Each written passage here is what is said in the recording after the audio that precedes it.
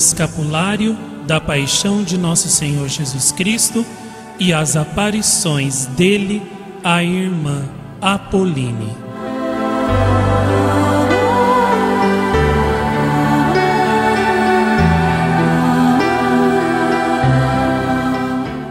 Luísa Apoline nasceu a 7 de maio de 1810 em Saint-Pourçain, no departamento do Allier, centro da França, sendo filha legítima de Leonardo Andrivaux, notário, e de Apolline Grangier, natural de Moulins. A menina foi batizada no mesmo dia em que nasceu, recebendo aquele tríplice nome segundo o costume tradicional francês. Naquele tempo, os padrinhos também davam um nome à afilhada.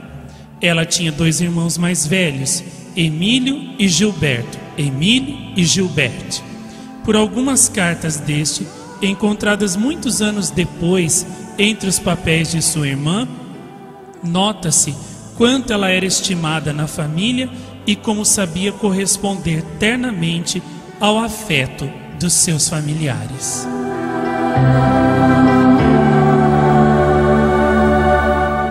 Da infância da pequena Luísa Apoline, poucos episódios se conservam. Sabemos apenas que era tão modesta e obediente, tão fervorosa na igreja, que todos lhe chamavam a Santinha. Na igreja paroquial de Saint-Pourçain, há uma imagem do Ecce Homo tão artística que comove quem observa as feições dolorosas do rosto de Cristo. É provável que a piedosa menina conservasse profunda impressão dessa imagem, predispondo-a ao amor de Jesus crucificado, que foi a devoção dominante de toda a sua vida.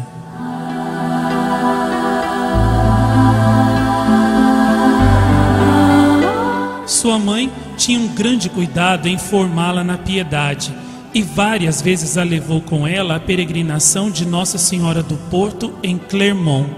Apoline conservou piedosamente uma estatueta da Santíssima Virgem adquirida nesse santuário e até a velhice gostava de evocar as saudosas recordações das suas visitas a Clermont. Essas peregrinações terão sido para ela a fonte de onde brotou a sua devoção à Santíssima Mãe de Deus.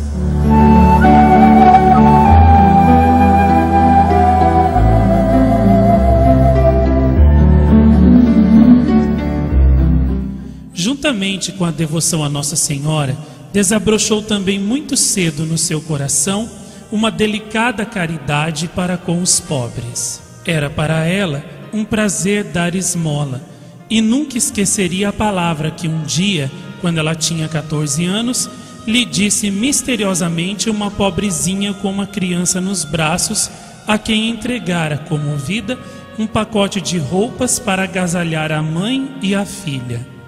Ó minha menina, prometo-lhe da parte de Deus nosso Senhor, graças muito especiais para a sua vida.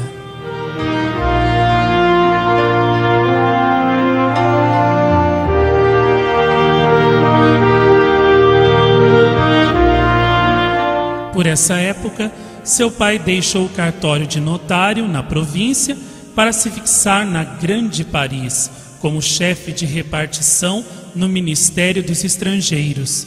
Na família, Apoline recebeu uma educação muito esmerada. Dotada de brilhantes qualidades, aprendeu a escrever com muita graça e naturalidade.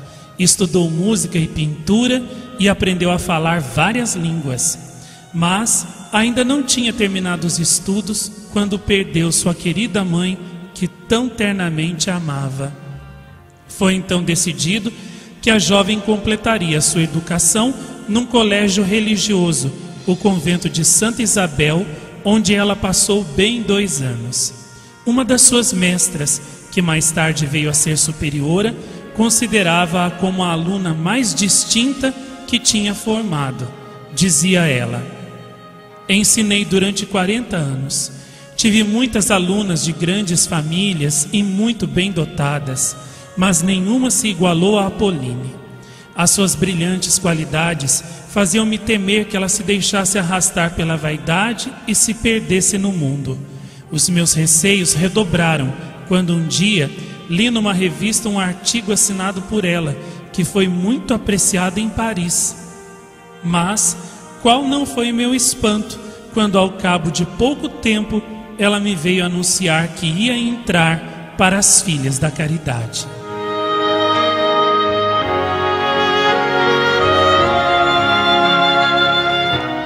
Como foi que o chamamento de Deus se fez ouvir ao coração de Apolline?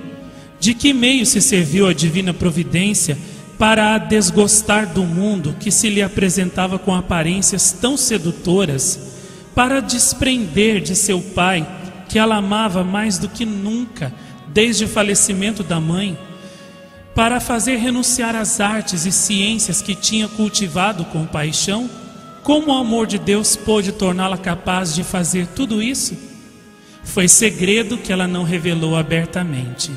Encontramos, porém, nas suas cartas, dirigidas ao Padre Etienne, superior geral dos Padres da Missão e das Filhas da Caridade, e seu confidente espiritual, cartas essas datadas de Troyes a 28 de dezembro de 1848 e outubro de 1849, algumas frases que podem dar-nos uma pista de como Deus a chamou e como ela respondeu sim. Por causa dos elogios falsos e exagerados que me faziam, eu estava no caminho do inferno, e foi a causa da minha entrada na comunidade das Filhas da Caridade. Nada me parece mais perigoso para uma mulher do que os elogios ao seu espírito e talentos. Foi a mão divina do nosso amantíssimo Redentor que me livrou desse caminho escorregadio que eu percorria com satisfação. Ela própria se admirava de ter abraçado um gênero de vida tão oposto aos seus atrativos. Não compreendo, dizia ela no fim da vida, por que é que entrei nas Irmãs de São Vicente de Paulo, para me consagrar ao serviço dos pobres e dos doentes. Eu, que na minha juventude só sonhava com literatura, artes e ciências, gostava das coisas belas, era apaixonada pela poesia, tinha gostos de artista. Com semelhantes disposições, como é que Nosso Senhor se dirigiu a mim para comunicações sobrenaturais?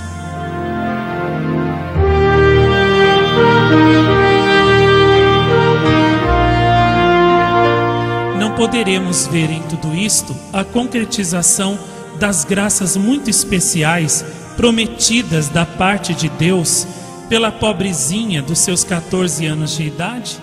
E não teria sido seu amor pelos pobres que influenciou a escolha do instituto religioso que mais tarde veio a abraçar?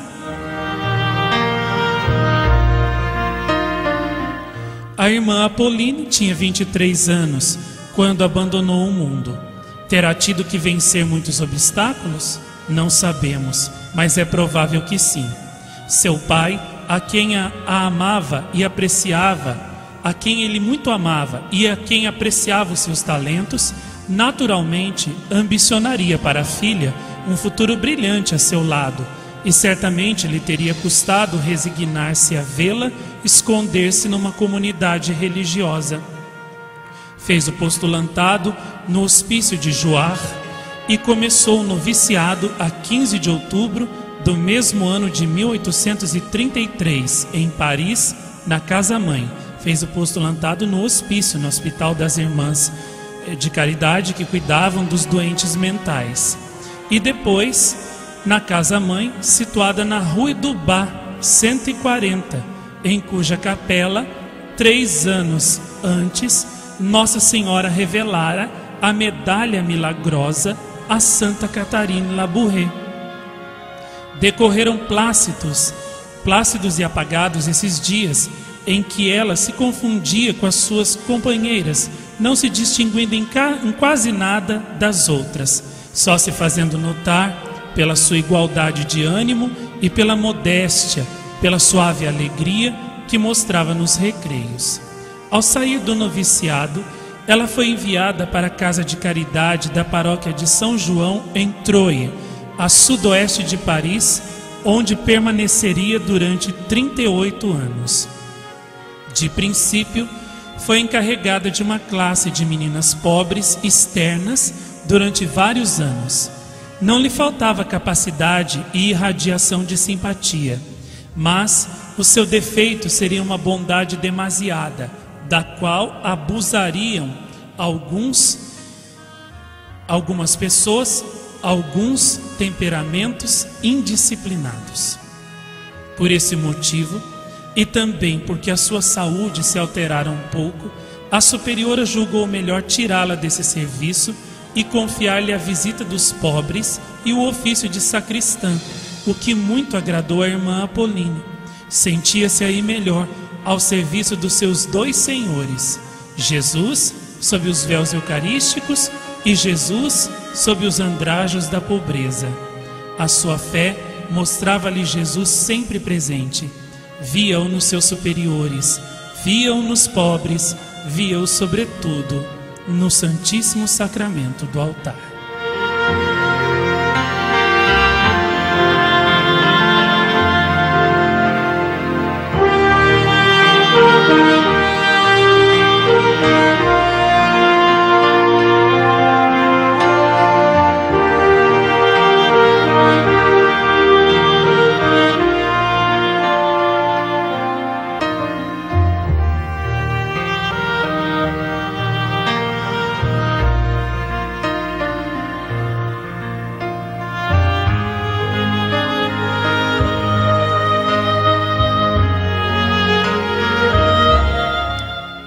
Primeiras manifestações sobrenaturais à irmã Apolline. A vida da irmã Apolline deslizava placidamente, consagrada à piedade, ao serviço dos pobres, gozando da estima geral, sem que nenhum acontecimento extraordinário chamasse a atenção sobre a sua pessoa. Mas em 1845 começou a ser alvo de fenômenos místicos e foi chamada pela divina providência a exercer uma missão sobrenatural, que foi para ela fonte abundante de graças e também de grandes tormentos. A própria irmã Andrivaux, numa das suas cartas para o padre Etienne, diz que pelos princípios de 1845 recebeu do Senhor comunicações tão íntimas que a deixaram espavorida, a tal ponto receava ser vítima de alguma ilusão.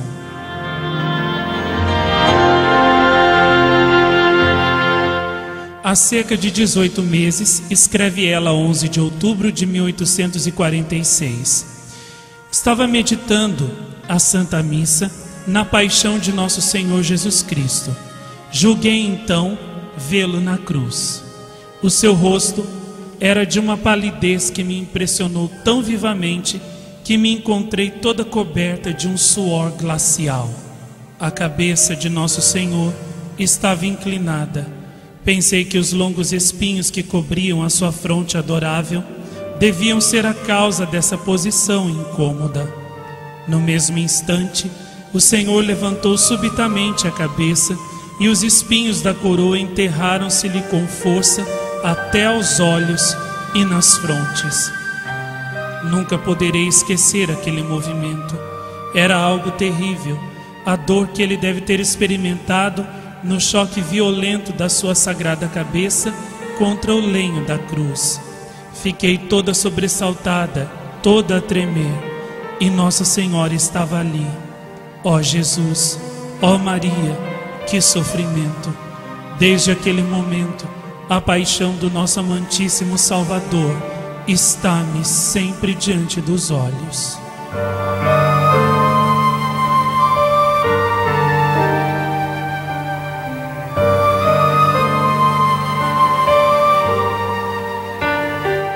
Nessa ocasião, a irmã Apolline guardou para si o segredo dessas manifestações sobrenaturais, mas possivelmente devido à tensão interior, poucos meses depois adoeceu gravemente. É ela ainda que conta na mesma carta de 11 de outubro de 1846. No começo deste ano, vendo que não me era concedida a licença pedida para usar um cilício, roguei a Nosso Senhor que me enviasse alguns sofrimentos físicos. Dias depois, apanhei uma forte febre, acompanhada de dores no peito e no estômago. A doença agravou-se tanto que fui sacramentada no dia da compaixão da Santíssima Virgem, pensando que eu não passaria o dia. Não sei como exprimir a alegria que experimentei nessa doença. Esperava tanto ir gozar da visão de Deus. Esperava tanto na misericórdia divina que me permitia sofrer com Ele.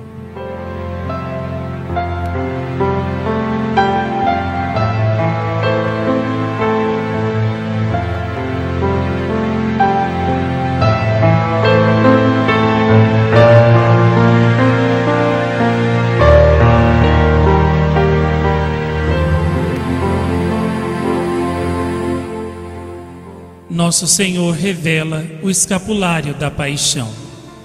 Foi a 26 de julho desse ano de 1846 que lhe foi revelada a sua missão e mostrado o modelo do escapulário da paixão. Durante o retiro espiritual pregado por um piedoso missionário lazarista, Padre Rousseau, a irmã Apolline sentiu-se constrangida a comunicar-lhe os favores místicos que recebia de Nosso Senhor Jesus Cristo sobre a paixão. O santo homem, depois de examinar seriamente esta confidência, disse-lhe que não guardasse só para si as luzes com que era favorecida e ordenou-lhe que expusesse tudo por escrito ao Padre Etienne, ativo e virtuoso superior geral da Congregação da Missão e da Companhia das Filhas da Caridade. Apesar da sua extrema repugnância, a irmã obedeceu, iniciando no mês de setembro do mesmo ano, 1846, uma correspondência que mais tarde havia de ser tornada pública e pela qual temos conhecimento de todos os pormenores relativos ao escapulário da paixão. Das 51 cartas da irmã Apolline para o Padre Etienne, sendo a última de 1857, todas escritas com humildade e ardente amor a Nosso Senhor, podemos ver como o escapulário da paixão foi-lhe revelado. Nessas cartas, ela revela suas belas qualidades de espírito, a sua fidelidade às graças recebidas, o seu progresso na perfeição e, sobretudo, um grande amor pela vida oculta. Pedia frequentemente que as suas cartas fossem destruídas para que ninguém suspeitasse das suas visões e nada restasse de uma criatura tão miserável como eu, como ela dizia. Por humildade, emprega sempre expressões de dúvida: julguei ver, pareceu-me, etc. Terá o superior geral conservado todas as cartas da irmã Apolline relativas à paixão de Nosso Senhor? É provável que faltem algumas, porque por vezes há grande distância entre uma data e outra. Por outro lado, é muito lamentável que, pelo desejo de ficar desconhecida, ela tenha destruído as respostas que lhe dirigia o Padre Etienne. As observações deste sábio homem nos dariam novas luzes para percebermos melhor o que se passava entre ela e Nosso Senhor. Temos ao menos a consolação de termos estas cartas dela, apesar dos insistentes pedidos feitos ao seu diretor para que as destruísse. Conservando-as com cuidado, o superior mostrou quanto apreciava e considerava as comunicações da irmã Apolline sobre os favores celestes.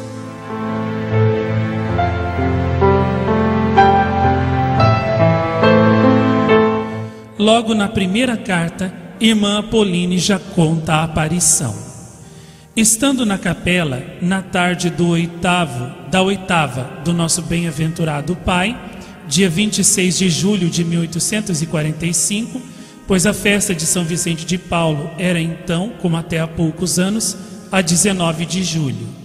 Vi ou julguei ver Nosso Senhor revestido com uma longa veste encarnada e um manto azul. Ó amor de Jesus Cristo, como enchestes o meu pobre coração nesse momento sublime. Oh, como ele era belo! Não era já aquele rosto fatigado pelas dores do pretório, como eu tinha visto alguns dias antes, durante a Santa Missa. Era a beleza por essência. Tinha na mão direita um escapulário vermelho, em que ele estava pregado na cruz, rodeado dos instrumentos da paixão que mais fizeram sofrer a sua santa humanidade. Ao redor do crucifixo, li estas palavras: Sagrada Paixão de Nosso Senhor Jesus Cristo, salvai-nos. Na outra extremidade da fita de lã escarlate estava a imagem dos Sagrados Corações de Jesus e de Maria, um rodeado de espinhos, o outro transpassado por uma espada. Entre os dois corações via-se uma cruz que se elevava acima deles. Passados vários dias, tornei a ver a mesma imagem.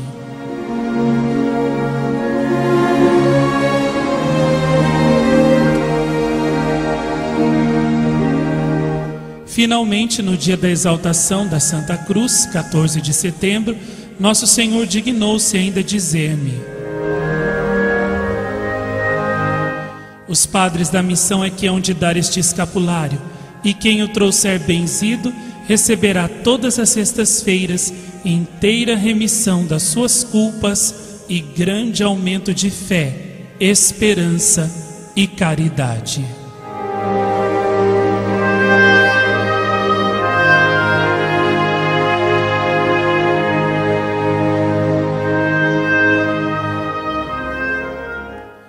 Numa outra carta, de 17 de agosto de 1848, a irmã Apolínea acrescenta outros pormenores, sem dúvida, em resposta a um pedido do padre Etienne. Eis, com a graça de Deus, os pormenores sobre o escapulário da paixão. Nosso Senhor estava em cima do altar, um pouco inclinado para a direita, se bem me lembro. O brilho incomparável que o cercava parecia obscurecer o fundo da capela. Estava vestido de túnica vermelha e manto azul. As mãos e os pés estavam um pouco coloridos pelas gotas de sangue que manavam das chagas. A fronte, ligeiramente corada, deixava ver os espinhos. Oh, aqueles espinhos! Não posso pensar neles sem estremecer. A beleza de Jesus ultrapassava tudo quanto tenho visto nos quadros dos artistas. Ó meu divino Jesus, vós tinhais na mão direita este escapulário escarlate, que parecia brilhante como fogo por passar pelas vossas mãos, que tantas vezes me tem abençoado. E vi-vos, crucificado e moribundo, cercado de tudo que vos fez sofrer. Na outra extremidade do escapulário, presa pela fita vermelha, a cruz elevava-se no meio dos dois corações. Em torno estava escrita a jaculatória: Corações de Jesus e Maria, protegei-nos.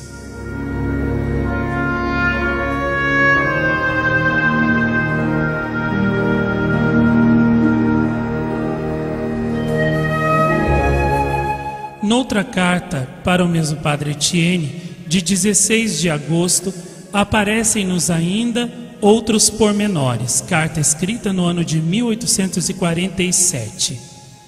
Lembro-me bem de que vos disse ter julgado ver Nosso Senhor no dia da oitava de São Vicente à tarde. Eu tinha ido para a capela antes da bênção. Nosso Senhor segurava na mão direita um escapulário vermelho, suspenso por duas fitas de lã da mesma cor. De um lado, Jesus estava representado na cruz, e ao pé da cruz estavam representados os instrumentos mais dolorosos da paixão: o azorrague, o martelo e a túnica que cobriu seu corpo chagado. Ao redor do crucifixo lia-se: Sagrada Paixão de Jesus Cristo, salvai-nos. Na outra extremidade das fitas, o mesmo tecido estava coberto de um pano branco, onde estavam impressas imagens do seu coração sagrado e do de sua Santa Mãe.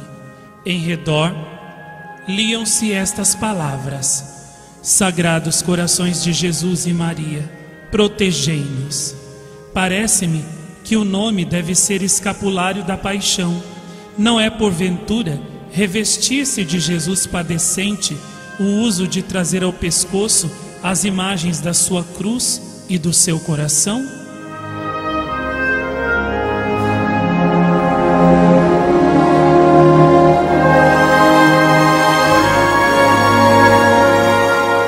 O nosso misericordioso Salvador gostaria que se usasse este escapulário e que os associados se revestissem dele e do seu amor pelos sofrimentos. A cruz é tão poderosa para converter os infiéis, para tocar os hereges. É com a paixão de Jesus Cristo que se convertem os pecadores, que se reanima a fé dos justos. Quem poderá resistir a um Deus morto por amor dos homens? Num destes últimos dias, vi Nosso Senhor sofrendo tanto que não pude deixar de estremecer involuntariamente. Meu Deus, que dores em vossa sangrenta paixão! É este o meu pensamento constante. Olha para mim crucificado, dizia-me Nosso Senhor, e vê se deves amar-me.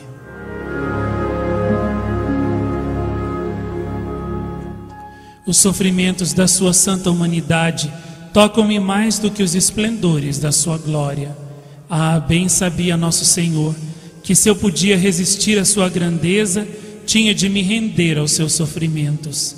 Ele mesmo me tinha dito: só pelos meus sofrimentos, minha filha, compreenderás o meu amor, e a força deste amor afrouxará o sentimento da dor até se perder inteiramente no amor.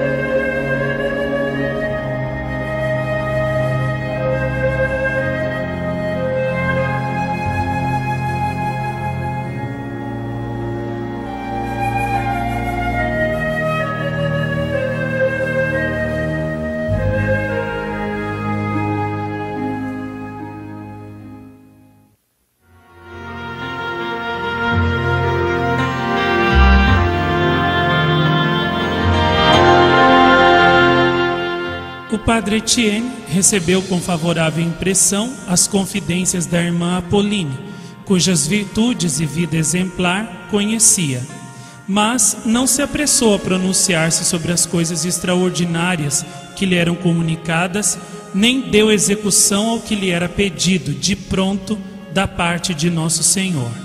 Entretanto, na primavera de 1847, teve de ir a Roma para tratar de assuntos importantes do seu instituto. Perante a ocasião que se lhe oferecia, comunicou ao Papa Pio IX o segredo de que era confidente. Relatou-lhe tudo sobre a irmã Apolline e sobre a revelação do escapulário vermelho da paixão. O Santo Padre acolheu favoravelmente esta comunicação e, por um rescrito de 25 de junho de 1847, Pio IX aprovou e enriqueceu de indulgências o novo escapulário, sob o nome de Escapulário da Paixão de Nosso Senhor e dos Sagrados Corações de Jesus e Maria. Pelo mesmo rescrito, dava faculdade a todos os padres da missão lazaristas de o benzerem e imporem aos fiéis. Entre as indulgências que vieram a ser concedidas ao Escapulário da Paixão, houve uma especialmente preciosa, a indulgência plenária, concedida a todos os fiéis que usassem o escapulário da paixão cada sexta-feira, contanto que, nesse dia, meditassem piedosamente durante algum tempo sobre a paixão de Nosso Senhor.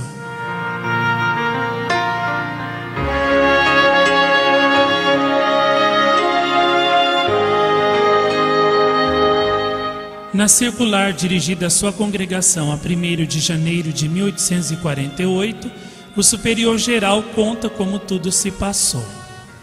Tendo-me aproveitado da ocasião desta viagem a Roma para dar conhecimento ao Papa Pio IX e submeter ao seu sábio critério certos favores espirituais com que uma filha da caridade é favorecida desde alguns anos e que tem as características de uma graça sobrenatural e extraordinária, o soberano pontífice julgou esses favores dignos da sua atenção e, por um rescrito de 25 de junho, aprovou o seu objeto. Autorizou-me a estabelecer um novo escapulário de cor vermelha, chamado Escapulário da Paixão de Nosso Senhor e dos Sagrados Corações de Jesus e Maria, a que se dignou ligar diversas indulgências, e pelo mesmo rescrito deu faculdade a todos os missionários lazaristas de o benzer e distribuir aos fiéis.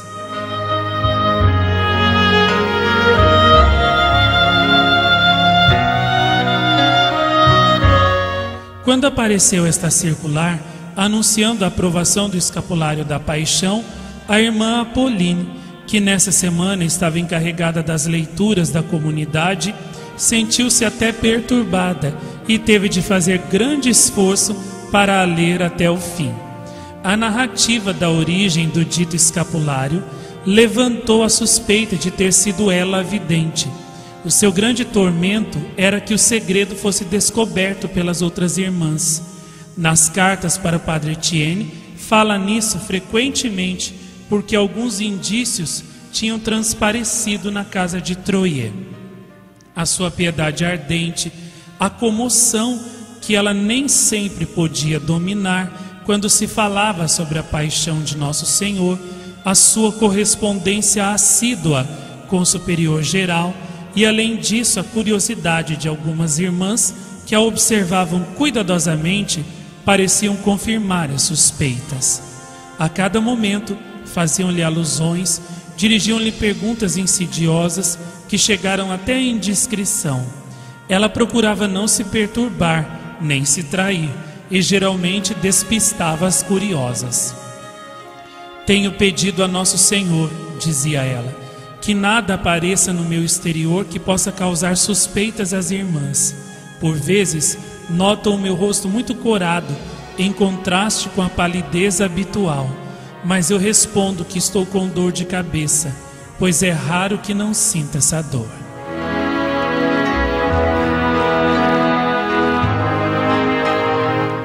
O amantíssimo Salvador fez-me sofrer ultimamente uma provação penosa.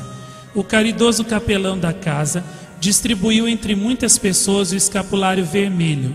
No domingo, explicou esta devoção e a sua origem, e leu o folheto que se dá com o escapulário. Uma das irmãs disse-me no recreio: o padre só se esqueceu de uma coisa, de citar o nome da irmã Apolline. Respondi logo: penso que o seu nome seria mais acertado do que o meu, ninguém duvidaria. Uma outra irmã insistiu: o capelão sabe que é a irmã, aliás, todos sabem. As nossas irmãs têm muita caridade para comigo, mas não sabem o mal que me fazem com estas insistências. Todas as vezes que algumas irmãs das outras casas passam por aqui, mandam-me ler o folheto sobre o escapulário. Mudo de tom e de cor a cada linha, mas consigo, embora dificilmente, dominar todas as impressões. Muitas irmãs disseram-me depois de terem ouvido falar do escapulário vermelho: deves estar contente, irmã Apolline, porque há muito tempo que eu esperava. Respondi sorrindo: penso que as irmãs devem estar tão contentes como eu, pois é mais um tesouro para a nossa comunidade. Falo deste assunto tanto como elas, porque penso que é o melhor meio de desviar as suspeitas.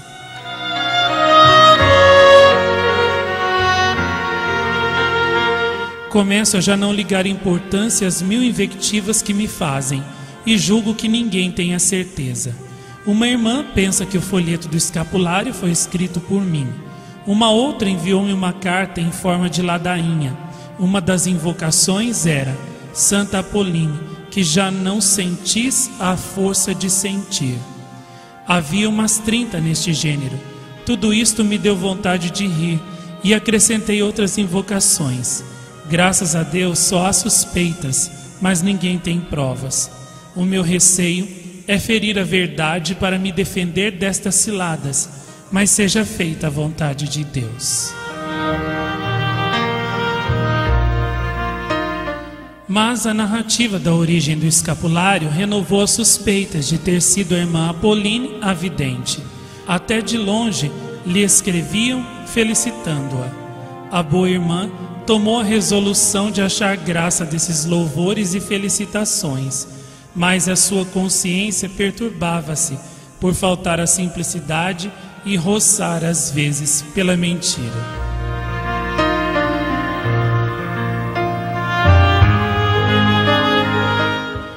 O padre Etienne compreendia esta dificuldade e, além disso, julgando que aquela alma favorecida por Nosso Senhor com dons extraordinários precisaria de sua ajuda mais assídua, chamou-a para Paris. A irmã Apolline foi colocada na secretaria da Casa-Mãe, na Rue du Bas, onde Nossa Senhora revelou a medalha milagrosa para Santa Catherine Labouré. Para ela, esta mudança pareceu-lhe, de princípio, muito agradável, porque ia residir no berço da sua vocação, perto das relíquias de São Vicente de Paulo, e teria mais ocasiões de se abrir com o seu único confidente. Além disso, o seu coração filial regozijava-se também por encontrar em Paris o seu velho pai, a quem amava eternamente. Mas, por outro lado, a sua nova colocação causou-lhe dificuldades e sofrimentos. Abandonava os pobres e os doentes que visitava em Troyes.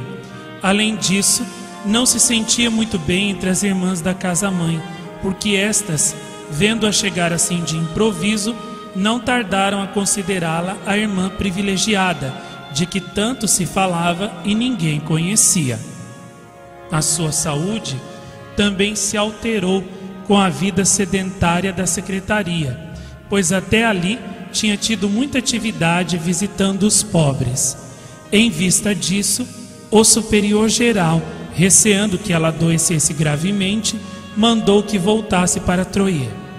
Tendo chegado a Paris em setembro de 1847, ela voltou à sua primeira casa no dia da 8ª da Imaculada Conceição, com grande satisfação das irmãs e dos pobres.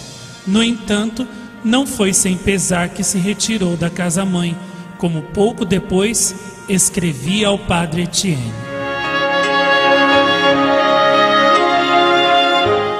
Não compreendo como pude deixar as relíquias do nosso bem-aventurado pai São Vicente, junto das quais tive a felicidade de rezar, e o santuário santificado pela aparição de Nossa Mãe Imaculada.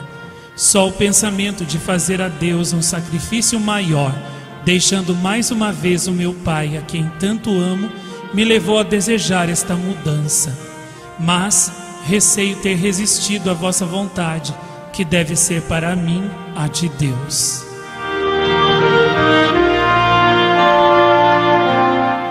Desde essa época, dezembro de 1847 até 1872, não deixou mais a casa de Troyes e continuou a dedicar-se ao serviço dos pobres e dos doentes com o mesmo carinho como se servisse pessoalmente a Nosso Senhor e a cuidar da capela, que para ela era o céu na terra.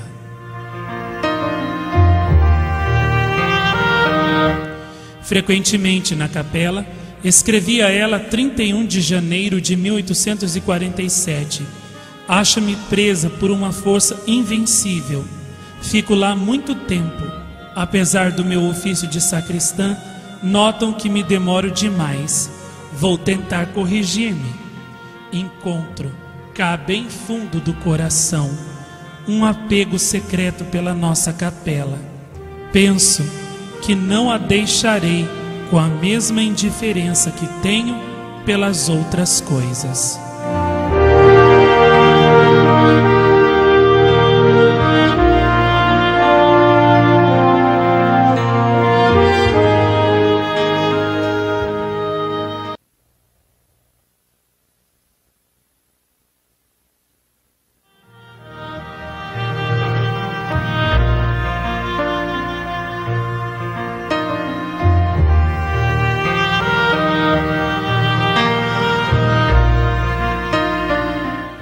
Em 1861, deu-se um fato que veio modificar um pouco a vida da irmã Apolline.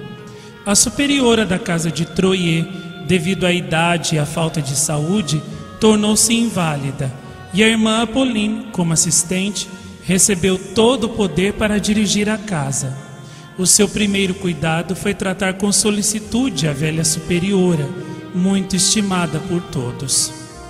Mas, apesar da mudança de situação na casa, a irmã Andrivaux, a irmã Apolline, continuou, como sempre, humilde e apagada. Durante esse longo período de 11 anos, em vão se procuraria um fato extraordinário digno de registro. A sua característica foi a vida oculta, vida de regra, de trabalho, de oração, de união com Deus, de caridade para com o próximo. O pesar que lhe causava a deferência e o respeito de certas companheiras provinha da sua profunda humildade. A gratidão dos pobres, o respeito e a confiança das senhoras benfeitoras, os elogios dos sacerdotes e até do senhor bispo molestavam profundamente a sua humildade. Em muitas cartas se queixava desse tormento e afirmava que a sua única ambição era ser esquecida das criaturas, como convém a quem vive numa comunidade religiosa. Se soubessem o prazer que me dão, não fazendo caso de mim, ó, se soubessem.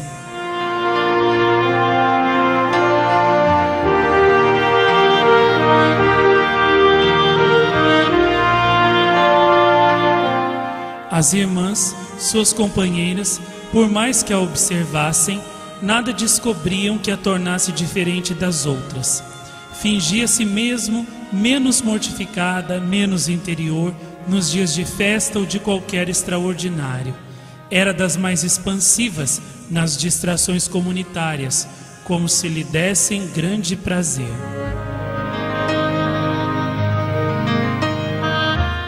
A humildade era a virtude fundamental da irmã Apolline, que ela auria no coração de Jesus, aos pés da cruz e nos ensinamentos de São Vicente de Paulo. Possuía também a caridade em grau eminente. Estas duas virtudes entrelaçam-se. Quanto mais a alma renuncia a si mesma pela humildade, tanto mais se abrasa em caridade para com Deus e o próximo.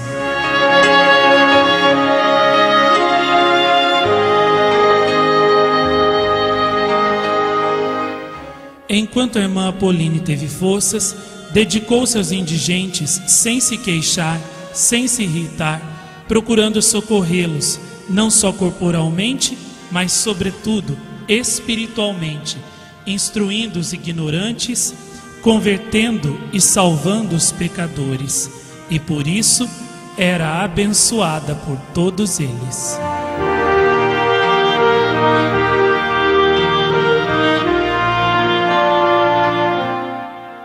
Mas não há bela sem senão, diz o ditado. E a irmã Apolline também teve o seu senão. O seu coração transbordante de caridade e além dos recursos que tinha para distribuir. Os pobres abusavam da sua bondade e ela, compadecida de certas misérias, dava esmolas fora dos justos limites.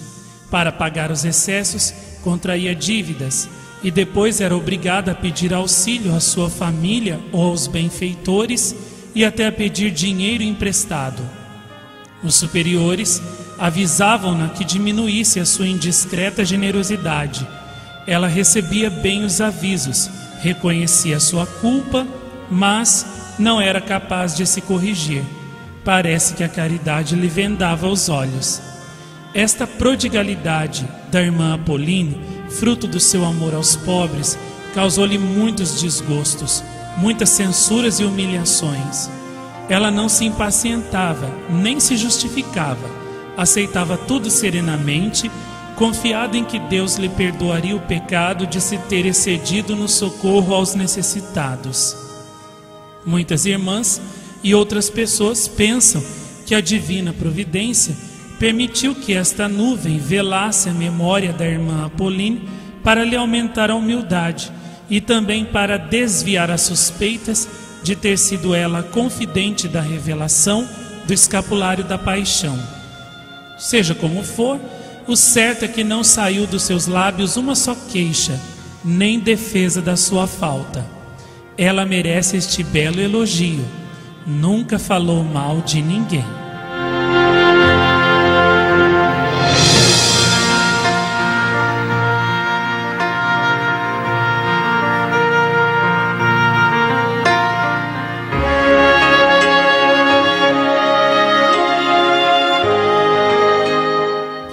A superiora da casa de Troyes, irmã Dallas, vencida nos anos, caiu em senilidade.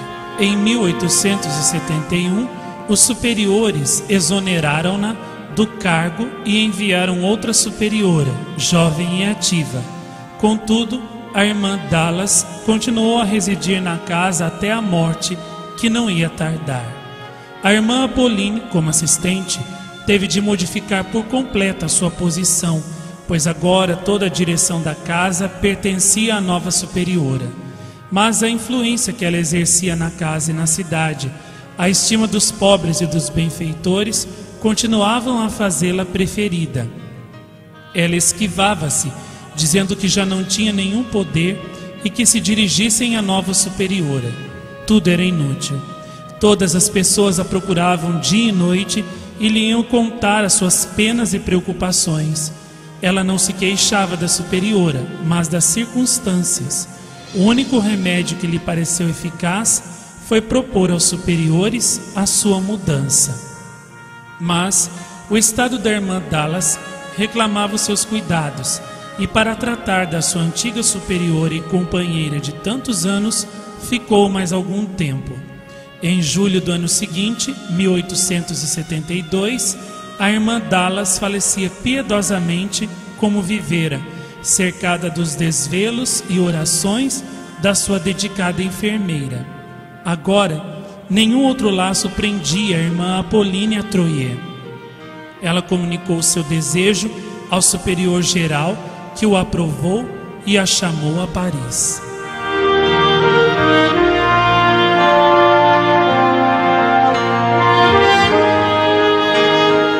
Partiu de Troyes a 25 de julho de 1872. A sua alma estava comovida por ter de deixar para sempre aquela capela onde Nosso Senhor lhe comunicara os segredos da sua sagrada paixão e o amor ardente do seu coração pelos homens. Também as saudades das irmãs, suas companheiras, e dos pobres a oprimiam, pois tinha vivido naquela casa durante 38 anos. Foi para a capela rezar e rezou com tanto fervor que se esqueceu de tudo mais. Foi preciso uma irmã ir avisá-la de que o carro estava à espera.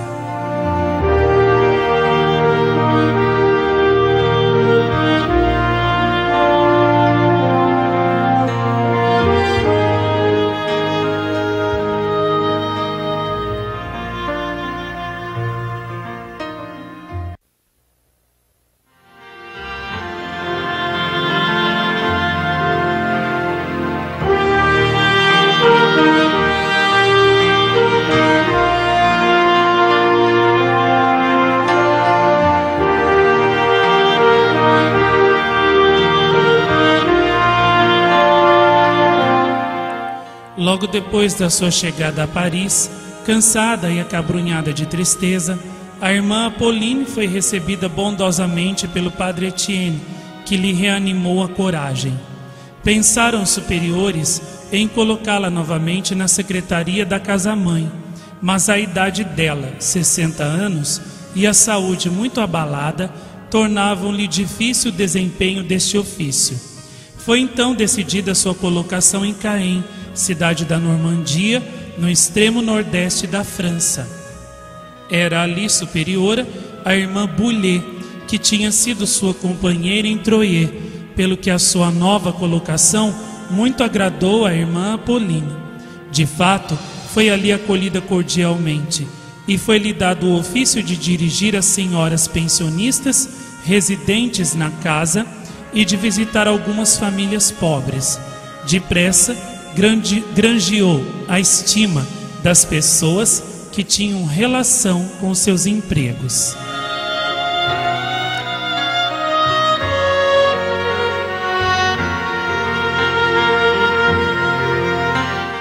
Em Caen, passou mais de 15 anos na mais perfeita calma e regularidade, no exercício da caridade e no auge do fervor.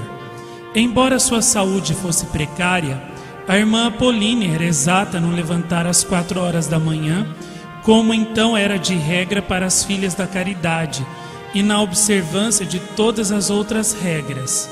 Sobretudo nessa casa, gozava de uma felicidade que lhe faltava em Troyes, a de ser desconhecida e esquecida de todos, podendo agora receber os favores místicos de Jesus sem as suspeitas das companheiras. Com efeito, nesta casa, continuava a gozar de graças extraordinárias. Quase diariamente Nosso Senhor lhe aparecia. Sentia o coração do Divino Mestre bater junto do seu. Jesus deixava-a beijar as suas sagradas chagas. Dia e noite meditava na paixão. Contudo, nada deixava transparecer exteriormente. Deus concedeu-lhe a graça de tudo ficar invisível. Tudo se passava só no seu interior. Conta-se até um pormenor interessante desse tempo. Depois da leitura do ponto da meditação, a irmã Apolline inclinava-se para o lado direito. O corpo ficava imóvel e por vezes a cabeça balançava, como de uma pessoa despertada por uma impressão súbita. Depois, a vidente recaía num adormecimento aparente até o fim da oração. Era o êxtase de uma alma unida ao seu Salvador. Uma das irmãs perguntou-lhe um dia familiarmente: Irmã Apolline, por que é que baixa a cabeça na capela e nos exercícios de piedade parece que adormece?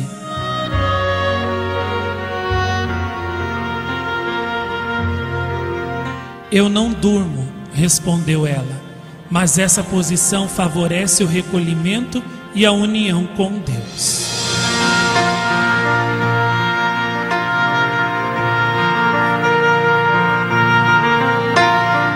E não se afligia com esta reflexão. Pelo contrário, muito se alegrava, porque essa sonolência aparente desviava as suspeitas de, nesses momentos, estar recebendo comunicações místicas. Receando, porém, estar a desedificar as companheiras, pedia perdão, alegando que assim acontecia em razão da idade e das enfermidades.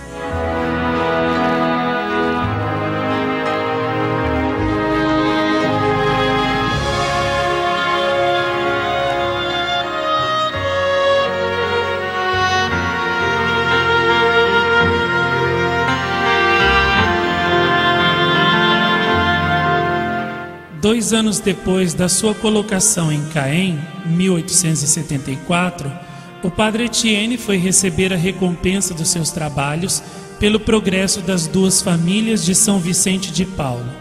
A irmã Apolline perdia, pela morte ao mesmo tempo, um pai e um guia nas vias excepcionais. Contudo, com a mesma docilidade e candura, continuou a comunicar os favores divinos àquele que o substituiu no generalato, o padre Eugênio Boré. Conservam-se algumas cartas suas para ele, escritas, apesar da idade, com mão firme e caligrafia regular.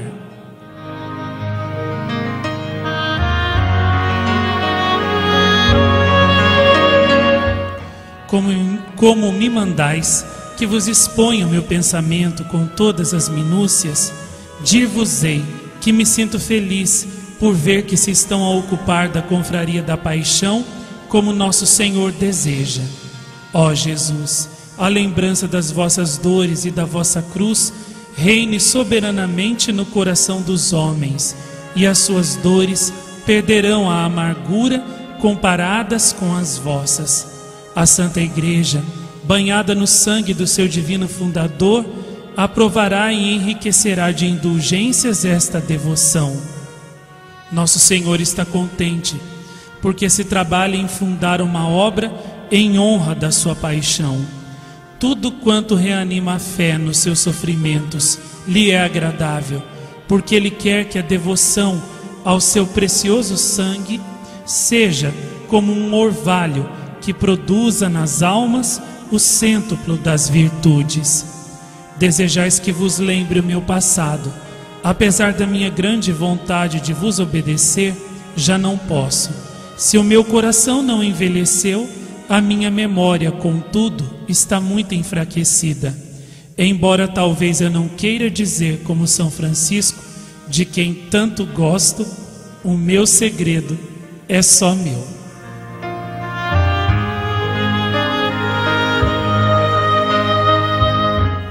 Nosso Senhor desejaria que, além da indulgência plenária tão conhecida nas sextas-feiras, a devoção à paixão fosse ereta em confraria ou arquiconfraria, para a tornar mais estável e universal. Renuncio a este propósito, se não o aprovais, mas não deixarei de pedir ao Divino Redentor que aumente nas almas a devoção ao seu precioso sangue. Considero-me muito feliz na minha vida oculta e espero que Deus me perdoará todos os pecados do meu passado e que em breve terei a felicidade de o ver no céu.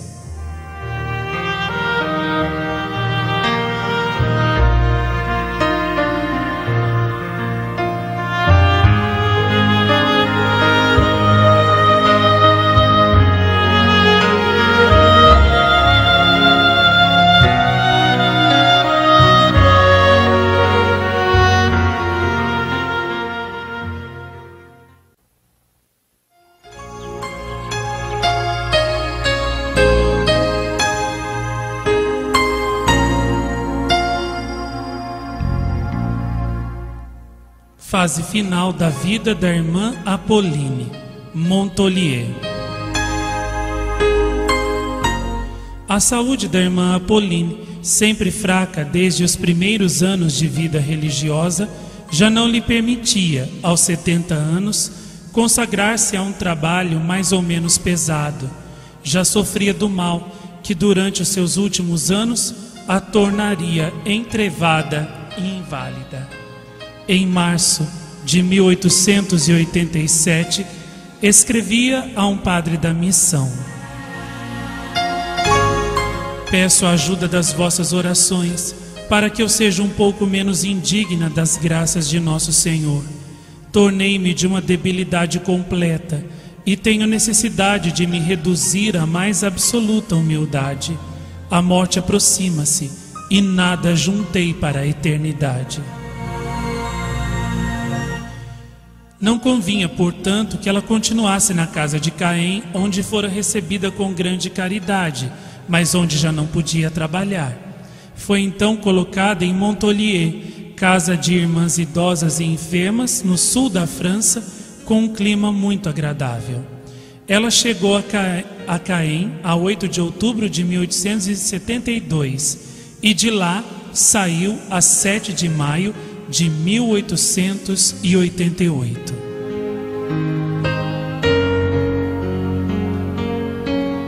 Em Montolier, grande número de irmãs idosas e doentes recebiam os necessários cuidados corporais e espirituais. Grupos de irmãs iam lá fazer o retiro anual em vários turnos sucessivos.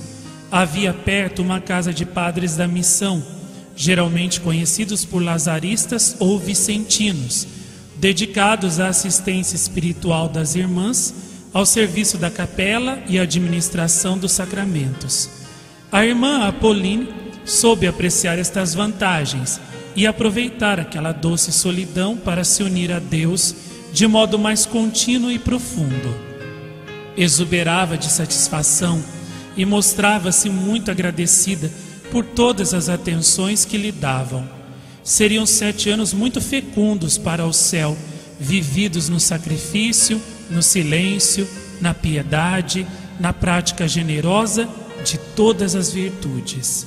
Ali, nesse abrigo tranquilo, mais escondida do que nas outras casas, sem as preocupações de um ofício, tratada como uma pobre enferma, achava-se como em elemento próprio e gozava dessa vida de silêncio, de regularidade e de oração, realizando a máxima do imitação de Cristo.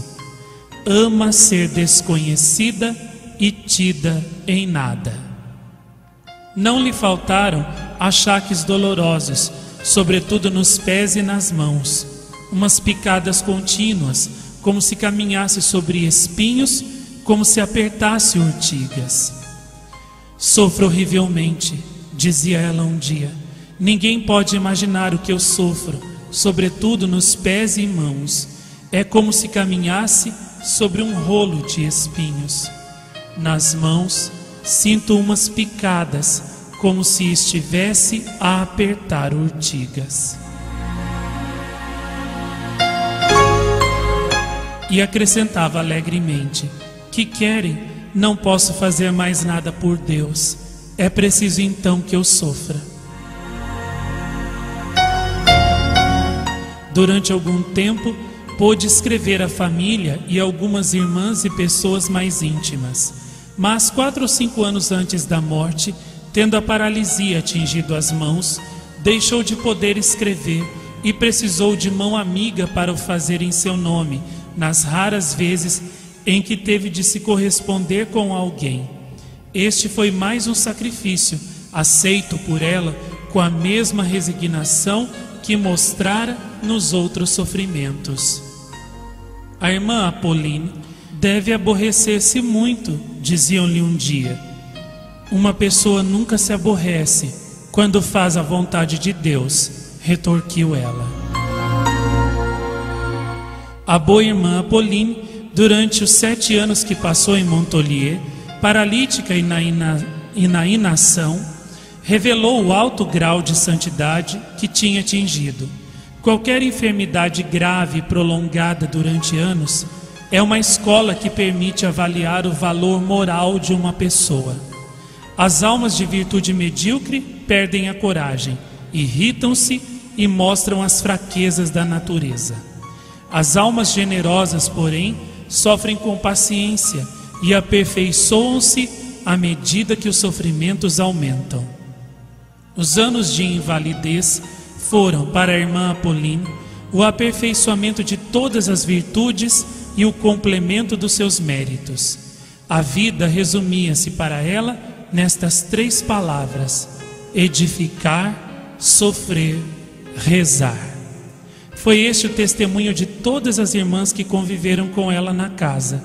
Por isso, todas a tratavam com respeito, confiança e afeto, exaltando a sua humildade e inalterável paciência no auge das dores, a igualdade de caráter e de cordialidade, o fervor na oração e a sua caridade maternal, quer com as pessoas que lhe causavam alguma pena, quer para com as que lhe prestavam algum serviço.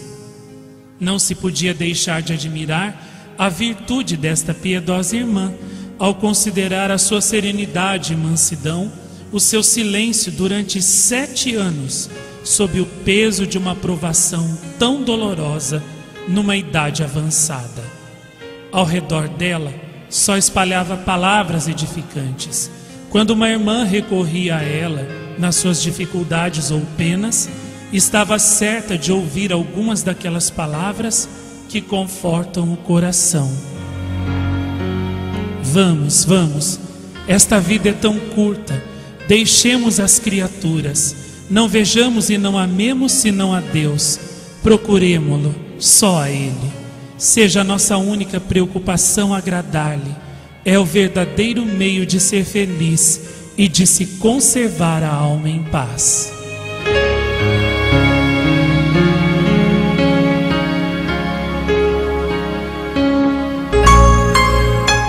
que amor falava de Jesus e de sua Santa Mãe. Oh, como ele era belo, nosso Senhor Jesus Cristo! Exclamava ela um dia. Até parece que o viu, comentou uma irmã. Então não diz a Sagrada Escritura que ele era o mais belo dos filhos dos homens e que a sua vista encantava tanto que arrastava as multidões atrás de si?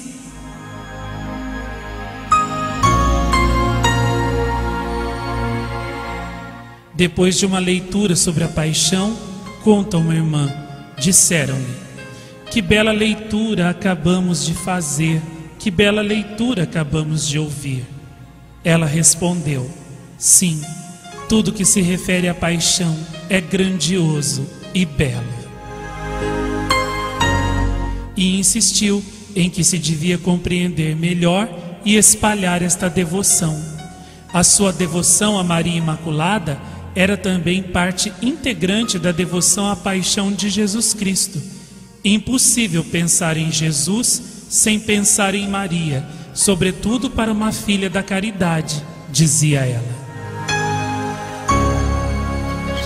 Na festa da Medalha Milagrosa, 27 de novembro, que a irmã Apolline já celebrava naquela época, a irmã unia-se com entusiasmo a todas as homenagens que se faziam em louvor de Maria Imaculada por sua aparição e a revelação da Medalha Milagrosa a uma de suas co-irmãs das Filhas da Caridade, e agradecia a grande graça concedida à companhia das Filhas da Caridade, recebida pelo céu, feita pelo céu a ela.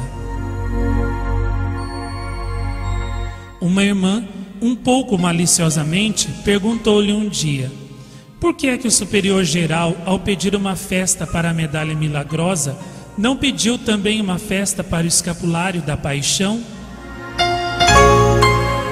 Essa festa há de vir, afirmou ela. Não se pode pedir tudo de uma vez. A irmã quis ir mais longe, perguntando-lhe se conhecia a irmã favorecida com a visão do escapulário, mas a irmã Apolline, em vez de responder, desviou a conversa.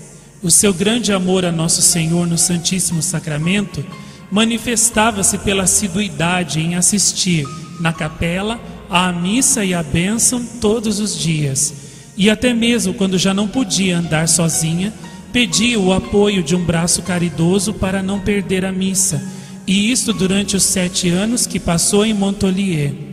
Quando tentavam demovê-la dessa fadiga, respondia: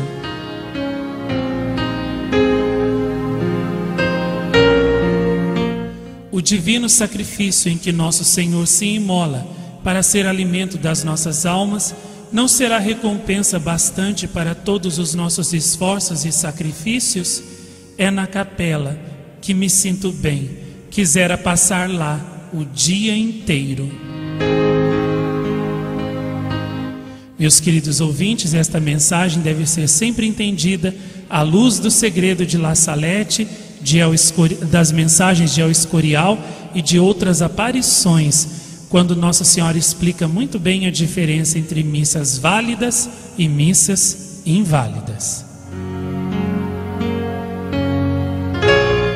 A irmã sacristã, que viera fazer-lhe uma visita de cordialidade, mereceu ouvir estas tocantes palavras dela.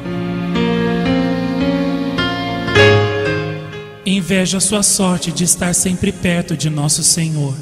Como seu coração deve palpitar de amor, passando tantas vezes diante do sacrário. Quando já não podia ir assistir à bênção do Santíssimo, pedia à irmã enfermeira: diga a Nosso Senhor a minha grande pena por não poder ir visitá-lo. Na festa do Corpo de Deus, a procissão paroquial passava pelo Jardim das Irmãs, onde era preparado um altar para a bênção. As irmãs da enfermaria procuravam, como podiam, chegar perto das janelas para ver passar o divino hóspede do sacrário.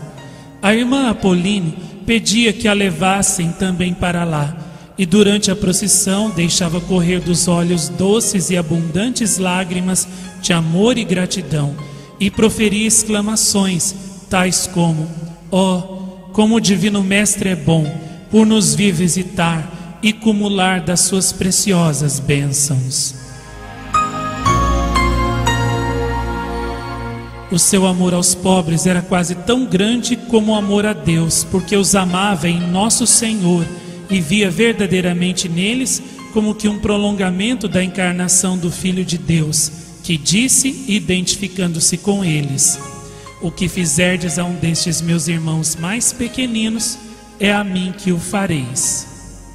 Finalmente, a 23 de fevereiro de 1895, oferecendo a Deus o sacrifício da vida e depois de ter recebido piedosamente os sacramentos, placidamente, sem agonia, com a serenidade de uma bem-aventurada, expirou no Senhor, ou, segundo a expressão que lhe era cara, lançou-se nos braços do Pai Celeste para a eternidade.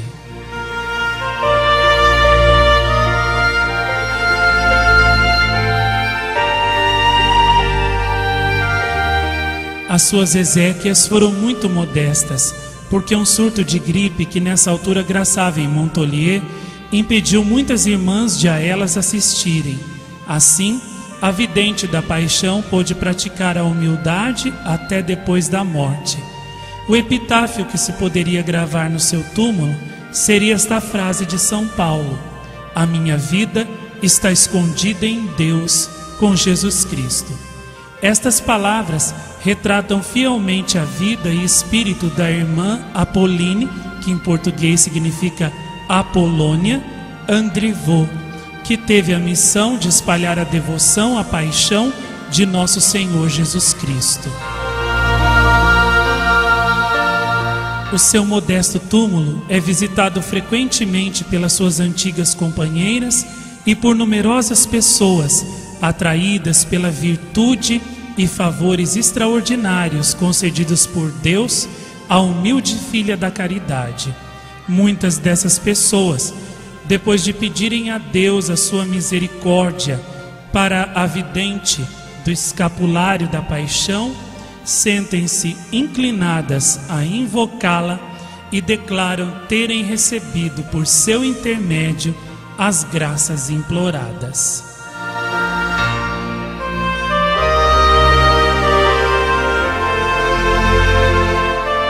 No ano de 1911, um livro foi editado sobre a vida da irmã Andrivaux e o escapulário da paixão, 16 anos depois da sua morte, e desde então, não só pela França, mas também em outras nações, se torna conhecida, pouco a pouco, a vida daquela que recebeu o escapulário da paixão de Nosso Senhor e que tanto o amou e se esforçou por tornar seu escapulário conhecido.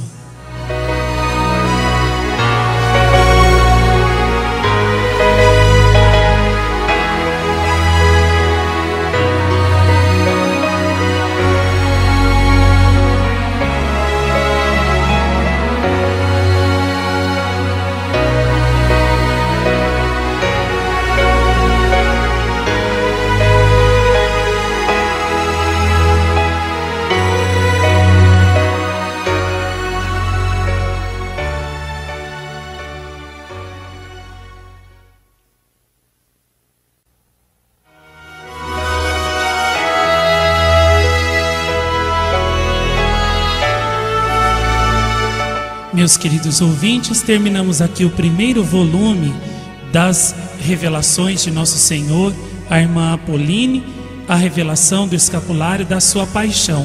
No próximo volume, vamos continuar meditando estas lindas revelações e a vida da irmã Apolline. Até lá, se Deus quiser. Um grande abraço. Salve Maria.